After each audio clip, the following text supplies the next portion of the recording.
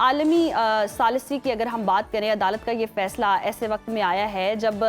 پاک بھارت تعلقات جو ہیں وہ کشیدگی کا شکار ہیں، ایسے میں اس فیصلے کی کتنی اہمیت ہے؟ جی بہت شکریہ جی. اس میں دو تین وضاحتیں میں کرتا چلوں. ایک تو یہ کہ پاکستان نے جو ہے وہ ہندوستان کے خلاف یہ ایک معاملہ جو ہے وہ تھرڈ فورم پہ لے کے گئے تھے سالس کی عدالت میں ہم 2022-23 میں، اور پھر اس کے اوپر یہ میرٹس کے اوپر ڈفرینٹ ڈیسیژنز آئے، جس میں پہلا فیصلہ 8 اگست 2025 کو آیا، جس میں کورٹ آف آربیٹریشن نے انڈیا کو جو مغربی دریاؤں کے اوپر پن بجلی کے منصوبے بنانے کی اجازت دی گئی ہے وہ اس کے ڈیزائن کرائیٹیریا کی انٹرپریٹیشن کی ریکویسٹ کی تھی، اور وہ فیصلہ 8 اگست 25 کو آیا تھا، جس میں ایک ایسا تھا کرائیٹیرین، ڈیزائن کرائیٹیرین، جس کو ہم پونڈیج کہتے ہیں، یعنی جو پانی کو ذخیرہ کرنے کی صلاحیت ہے پن بجلی کے منصوبوں میں، وہ جو تھا وہ اس کے اوپر پاکستان نے وضاحت طلب کی تھی کورٹ آف آربیٹریشن کے سے کہ آپ کے جو فیصلہ ہے یہ اس میں کچھ ایسے نکات ہیں جن کے اوپر مزید وضاحت کی ضرورت ہے. تو یہ 15 مئی 2026 کو وہ اس کے اوپر ایک وضاحت دی ہے کورٹ نے، اس کو واضح کیا ہے، جس کے مطابق جو ہے وہ انہوں نے پابند کیا ہے اس میں ہندوستان کو کہ وہ اپنے پن بجلی کے منصوبے بناتے وقت جو ہے وہ اس چیز کو سامنے رکھے گا کہ اس میں پانی کو ذخیرہ کرنے کی جو صلاحیت ہے وہ کسی بھی طریقے سے میکسیمائز نہیں ہونی چاہیے on the basis of any imaginative load pattern یا اینی امیجنیٹو انسٹالڈ کیپیسٹی، بلکہ وہ سالڈ جسٹیفیکیشنز کے اوپر بیس کرتے ہوئے ان کو پاکستان کو ڈیٹا فراہم کر کے پاکستان کو سیٹسفائی ہونے کا موقع دیں گے، اور اگر پاکستان سمجھتا ہے کہ وہ پیرامیٹرز جو ہیں وہ ریالٹی پہ بیس کرتے ہیں اور پونڈیج کی کیلکولیشن یا پانی کو ذخیرہ کرنے کی صلاحیت کی جو کیلکولیشن کی گئی ہے وہ گراؤنڈ ریالٹیز کے اوپر مبنی ہے اور سالڈ جسٹیفیکیشن کے اوپر مبنی ہے، تو پھر اس صورت میں یہ منصوبہ بنانے کی اجازت ہوگی، ورنہ پھر اس کے اوپر اعتراض ہوگا. ایک یہ بات، اور دوسری بات میں واضح کروں کہ اس معاہدے کے مطابق دونوں ممالک نے جو اس کا آرٹیکل 12 ہے یہ اس میں لکھا ہوا ہے کہ یہ ٹریٹی یونیلیٹرل طور پہ نہ تو معطل کی جا سکتی ہے، نہ ختم کی جا سکتی ہے، اور نہ ہی تبدیل کی جا سکتی ہے. اس میں ورلڈ بینک کا کردار ضرور تھا، لیکن ورلڈ بینک ضامن کے طور پہ اس میں نہیں ہے. اب میں یہ سن رہا تھا کہ آپ نے کہا ضمانت اس میں نہیں ہے، لیکن دونوں کنٹریز نے اس کو لکھ کے دیا ہوا ہے، اور یہ قانونی طور کے اوپر ایک بہت ہی ٹھوس پوزیشن ہے. جی بالکل بائی لیٹرل یہ ایگریمنٹ ہے. شاہ صاحب، عدالت نے واضح طور پر یہ کہا ہے، ہم دیکھتے بھی آ رہے ہیں کہ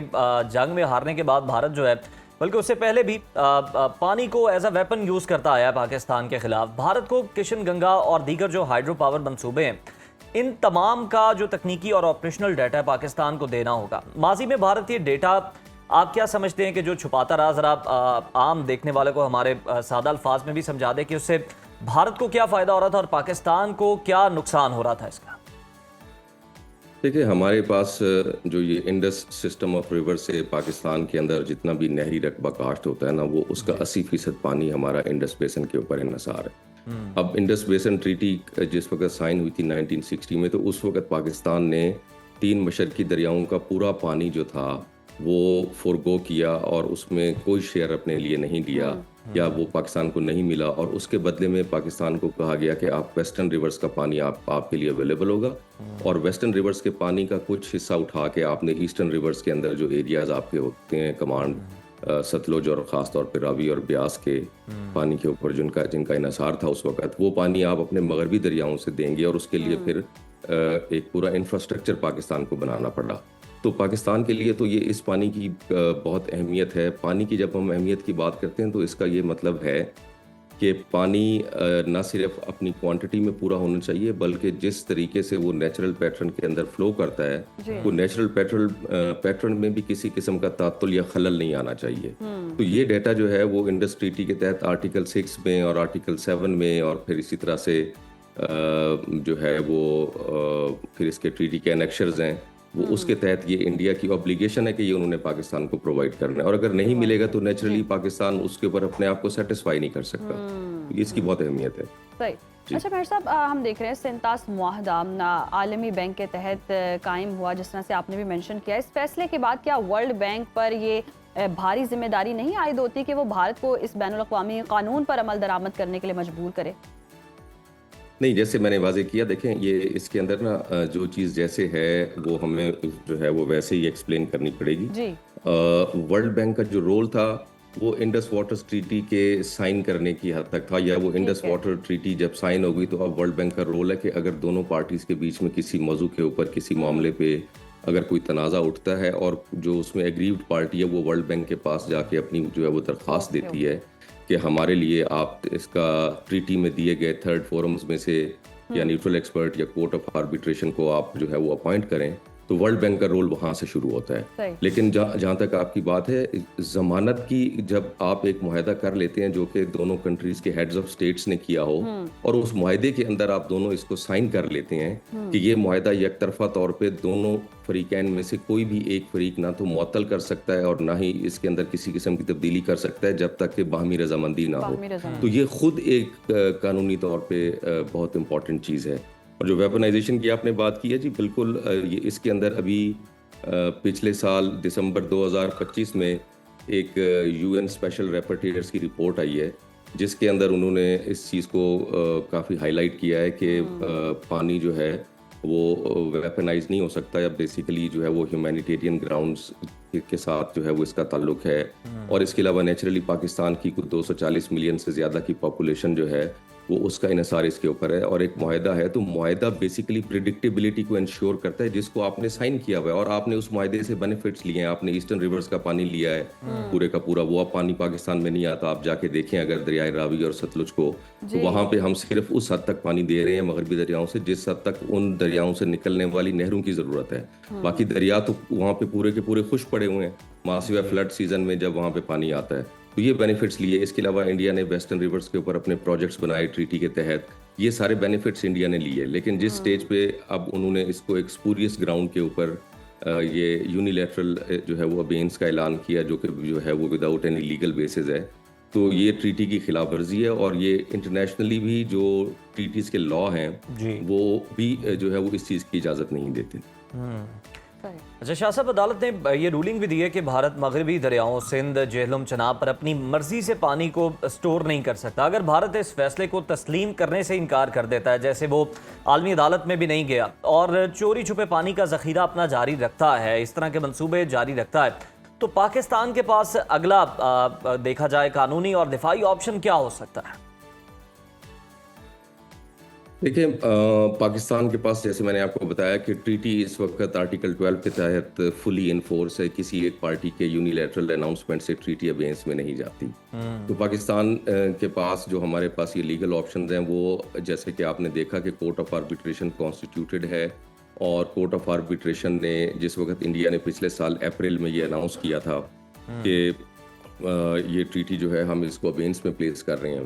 تو اس کے فوری بعد کورٹ آف آربیٹریشن نے دونوں پارٹی سے، پاکستان اور انڈیا سے کہا کہ آپ اس کی تفصیلات مہیا کیجئے کہ اس کا کیا مطلب ہے. اس میں پاکستان نے اپنی ڈاکومنٹس جو ہیں سبمٹ کرائے، اپنی پوزیشن کورٹ میں سبمٹ کرائی، اور اس کو دیکھتے ہوئے کورٹ آف آربیٹریشن نے 27 جون 2025 کو بھی ایک فیصلہ دیا تھا جس میں انہوں نے اس چیز کو جو ہے واضح کر دیا تھا کہ یہ ٹریٹی جو ہے وہ انفورس ہے اور کورٹ آف آربیٹریشن کی پروسیڈنگز کنٹینیو کریں گی. لیکن وہ فیصلہ ان کا اپنی پروسیڈنگز کی حد تک تھا، اور جن جو کہ ابھی جو ہیں وہ آن گوئنگ ہیں. اور یہ پاکستان کو جو ایک اس میں سپلیمنٹل ایوارڈ ملا ہے 15 مئی کو، 2 روز قبل 3 روز، تو وہ بھی اسی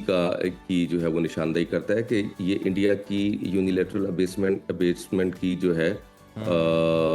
وہ کوئی لیگل بیسز نہیں ہے، مطلب یہ ابینس کی. اور جہاں تک پاکستان کے پاس اس کے علاوہ قانونی چارہ جوئی کی بات ہے، تو آپ دیکھیں کہ انڈس واٹر ٹریٹی اگر انٹیکٹ ہے تو انڈس واٹر ٹریٹی کا ڈسپیوٹ ریزولوشن میکینزم بھی انٹیکٹ ہے. وہ اس کے آرٹیکل 9 میں موجود ہے، جس کے تحت یہ لکھا گیا ہے کہ اگر کسی بھی سٹیج پہ فریقین کے مابین اس ٹریٹی کو امپلیمنٹ کرنے کے حوالے سے یا اس ٹریٹی کی انٹرپریٹیشن کے حوالے سے کسی قسم کا تنازع اگر کھڑا ہوتا ہے تو کورٹ آف آربیٹریشن کو وہ میٹر ریفر کیا جا سکتا ہے. تو پھر اگین بات وہی کورٹ آف آربیٹریشن کی آتی ہے. کورٹ آف آربیٹریشن میں 5 ججز ہیں اور وہ لوگ اس چیز کو بہت کلوزلی دیکھ بھی رہے ہیں. کچھ ان کے فیصلے آ گئے ہیں، کچھ ابھی پروسیڈنگز آگے چل رہی ہیں، تو کچھ مزید آنے ہیں. تو یہ قانونی چارہ جوئی ہو رہی ہے، اور اس میں جو لا ہے نا، یہ آپ کو ایک حد تک لے کے جاتا ہے بیسیکلی، یعنی آپ کی قانونی پوزیشن سٹرونگ کرتا ہے. آپ کے ناظرین کے لیے میں واضح کروں کہ آپ یہ دیکھیے اگر آپ اس کو امیجن کریں کہ ایک صورتحال یہ ہوتی اگر کہ پاکستان اپنے طور پہ بیٹھ کے انڈیا کے اس ایکشن کی جو ہے وہ ہائی لائٹ کر رہا ہوتا کہ یہ خلاف ورزی ہے قانون کی، تو وہ بات میں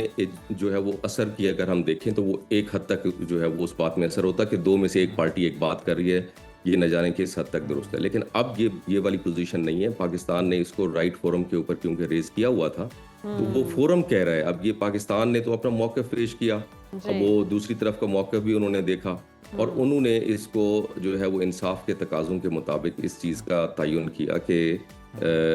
جو ٹریٹی کا جو مین جو آبجیکٹو ہے یعنی فار انڈیا وہ یہ ہے کہ کسی بھی طریقے سے انڈیا کے پاس پانی کو کنٹرول کرنے کی کیپیبلٹی نہیں جو ہے وہ ہونی چاہیے بیونڈ دیٹ جو کہ ان کو ٹریٹی نے الاؤ کیا اور وہ لمیٹڈ یوزز ہیں. تو یہ ایک جو ہے بہت ہی اسٹرانگ پوزیشن ہے. جی بالکل، بہت ہی اسٹرانگ پوزیشن میں ہے پاکستان. بہت شکریہ آپ کے وقت کا.